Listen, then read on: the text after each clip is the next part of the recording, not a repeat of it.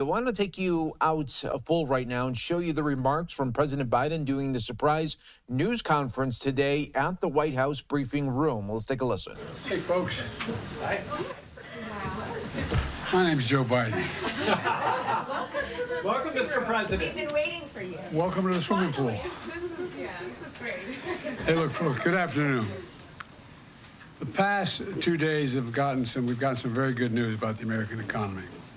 Just yesterday, shipping carriers, after some discussion, an International Longshoremen Union came to an agreement to keep the ports in the East Coast and the Gulf ports open.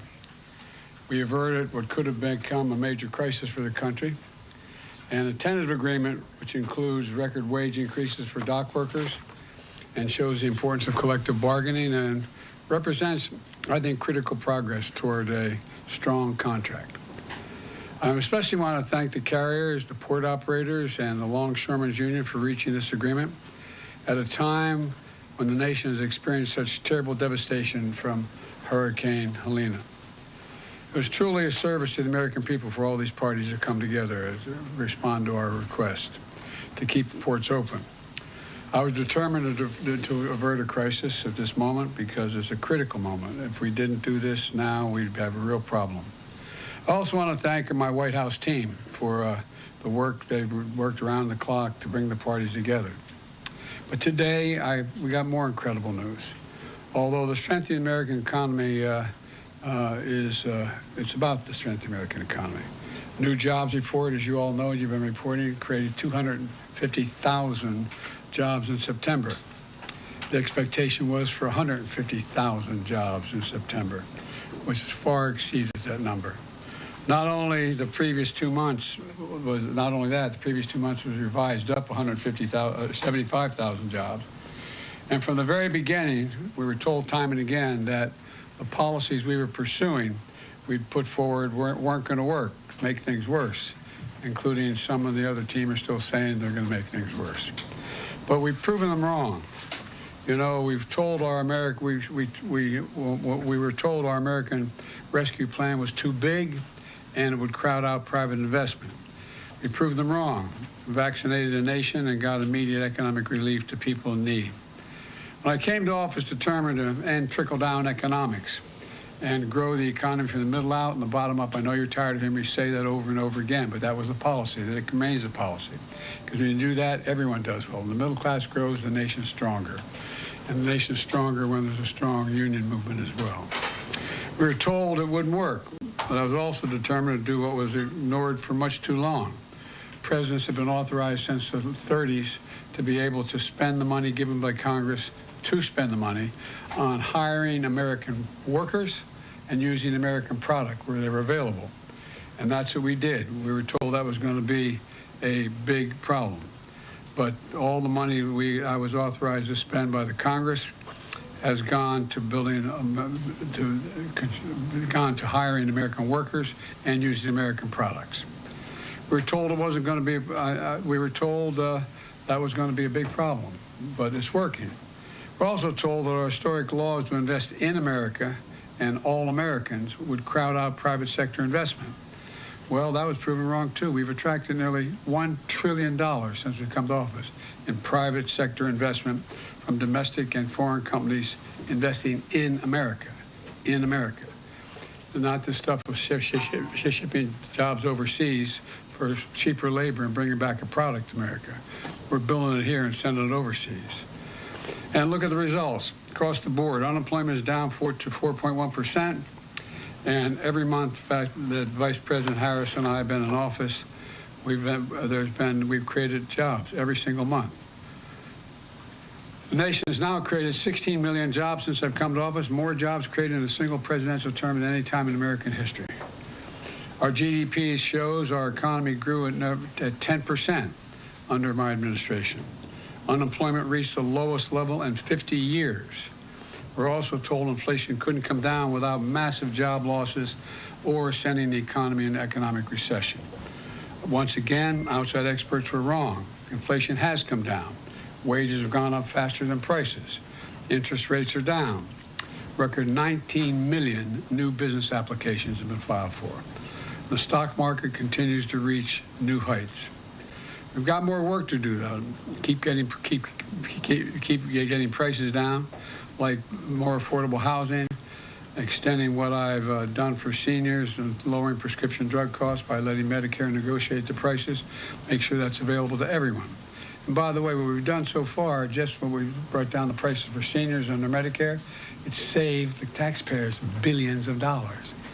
Billions of dollars. Saved the taxpayers billions of dollars. That's important to note, because they don't have to pay the exorbitant and irrational prices that these companies are charging. The simple fact is we've gone from economy in crisis to literally having the strongest economy in the world. And but we've got more work to do. We've got more work to do to deal with the things I've just mentioned, and we're going to have to deal with unforeseen cost of what this hurricane is going to cost. It's going to cost a lot of money. And I'm going to probably have to ask the Congress before we leave for more money to deal with some of those problems. But that remains to be seen. I'll take a few questions before I turn it over to you. Pick out people. Okay. Yes, sir. Yes, sir. Go ahead, Josh. Thanks again for doing this, Mr. President. 2 questions. The first, Florida Senator Marco Rubio described today's jobs report as having fake numbers. What do you make of that, and how worried are you that many Americans are hearing that the jobs numbers aren't real? Well, look, I'm going to be very careful here.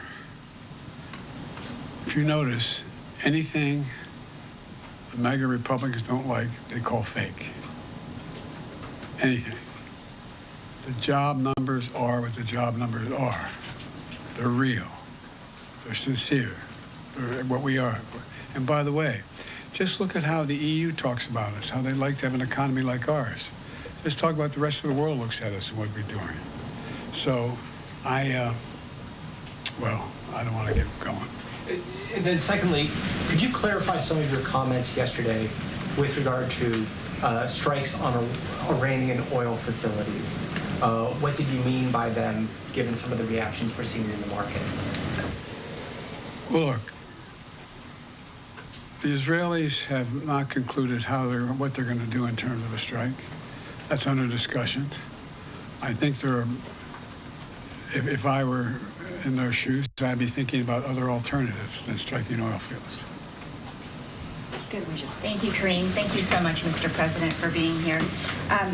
This week, Senator Chris Murphy said it's certainly a possibility that the Israeli government is not going to sign any diplomatic agreement prior to the election, which is what you have been calling for so long, potentially to try to influence the result.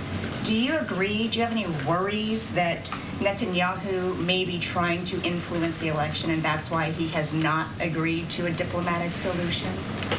No administration has helped Israel more than I have. None. None. None. And I think Bibi should remember that.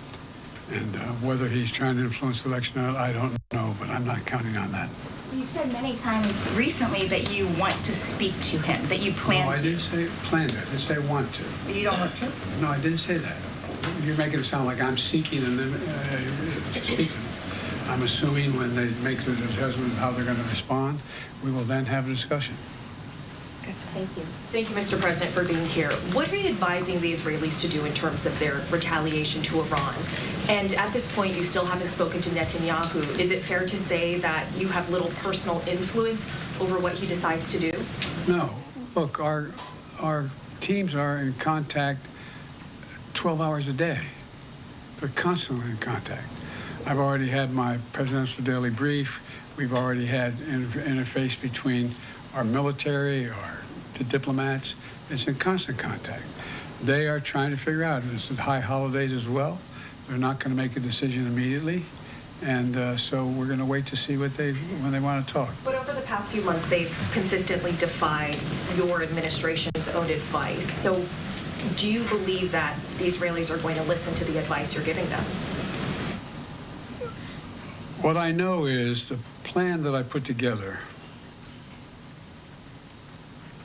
received the support of the UN Security Council, the vast majority of our allies around the world, as a way to bring this to an end look, the Israelis have every right to respond to the vicious attacks on them, not just from the Iranians, but from everyone from Hezbollah to Houthis.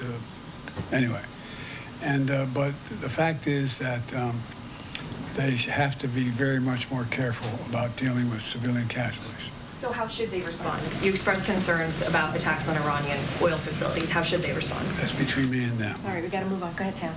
The election is a month away. One, I'd like to know how you're feeling about how this election is going. And then also, do you have confidence that it will be a free and fair election and that it will be peaceful?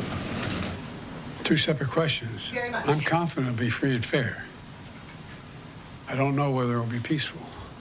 The things that Trump has said and the things that he said last time out when he didn't like the outcome of the election were very dangerous.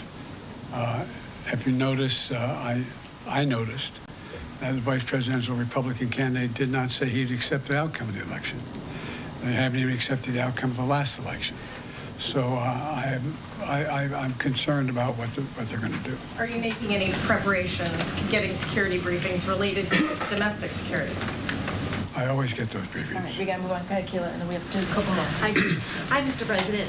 When are you considering imposing sanctions on Iran, and would you include oil in those sanctions? That's under consideration right now, the whole thing. I'm not going to discuss that out loud. And just on your comments yesterday on the port strike, you said, by the grace of God, it's going to hold. Is there any reason you think that this Well, there's more to temporary do. suspension? A month from now, there's more to do in terms of everything from the whole notion of mechanization of the ports and the like. There's more to resolve. Go ahead, Daniel. Thanks, Green. Thank you, Mr. President. Last night you said that there's still a lot to do to avoid an all-out war in the Middle East. I mean, firstly, aren't we pretty close to that definition already? And secondly, what can you really do to stop that happening? There's a lot we are doing. The main thing we can do is try to rally the rest of the world and our allies into participating, like the French are in Lebanon and other places, to tamp this down. And but when you have proxies as irrational as Hezbollah and the Houthis, and it's a hard thing to determine. Got to lose. I got to go. I know. Please tell me. I said I'd take a couple questions. All right, you're the last. I think she's increasing her credibility with it. Take some more. Toulouse, you're going to be the last one. Thank you, Mr. President. Thank you for spending some time here with us. There have obviously been a number of crises that the country has been facing over the past several days, with the hurricane, with the port strike, with the situation in the Middle East. Can you talk about how your vice president, who is running for the presidency, has worked on these crises and what role she has played over the past several days? Well, I'm in constant contact with her. She's aware we're singing from the same song sheet. She helped pass all the laws that are being employed now. She was a major player in everything we've done, including passage of legislation which we were told we could never pass. And so she's been, and her staff is interlocked with mine in terms of all the things we're doing. Mr. President, did you ever think about Totally up to you, sir. All right, go ahead. Nandita, sir, no, sir. I didn't call on you, sir. I didn't call on you. Nandita. Thank you. Nandita, go. Nandita. Mr. President. Pope Francis calling for a day of prayer and fasting. Prayer and fasting this Monday, October 7th. Your reaction, sir? I will prayer and fast. Okay, is that acceptable to you in terms of Israel's response? How long are you okay with Israel bombing Lebanon? What is acceptable to you? Mr. President, All right, guys, that's it. Thank you, everybody. Thank you, Mr. President. Thank you, sir. Thank you, sir. On Ukraine, have you made a decision on long-range weapons? do you want to reconsider dropping out of the race? I'm back in. What made you want to come here today, Mr. President? All right, President Biden making that surprise visit at the White House briefing room, answering questions from reporters, and then joking at the end that he is back in the race there to the reporters at the end there of that exchange.